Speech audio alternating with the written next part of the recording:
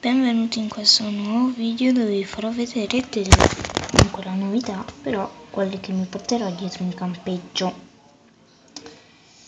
Allora, prima di tutto vi voglio far vedere cosa ho combinato di alcuni cavalli. Quello si è staccato, adesso quel tipo di benda con uno scotch, anche qua,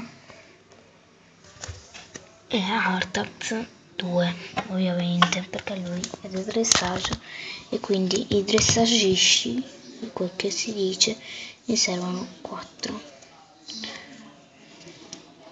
Questi sono i suoi parastinchi, uno qua, questo si tolto per questo si stava togliendo, e questo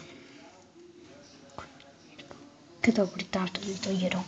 Allora mi porterò dietro il campeggio tutti questi, persino loro. Allora la carrozza è fatta così, fatto bello. Ora qui ci sono delle redini e mi porterò dietro quello di mia sorella, Erika, Flora e Jack. Qui ci sono dei capezzi di Erika, Flora e Jack.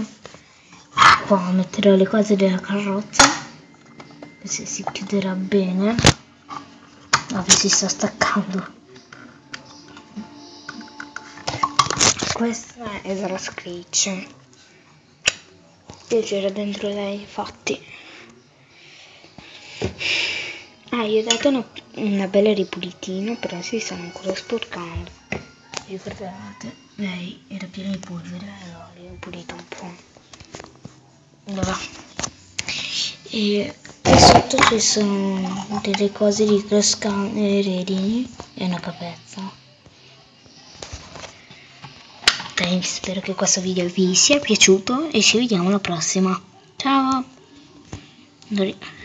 Non si spegne, mega fail. Riproviamo. Spero che il video vi sia piaciuto e ci vediamo alla prossima. Ciao!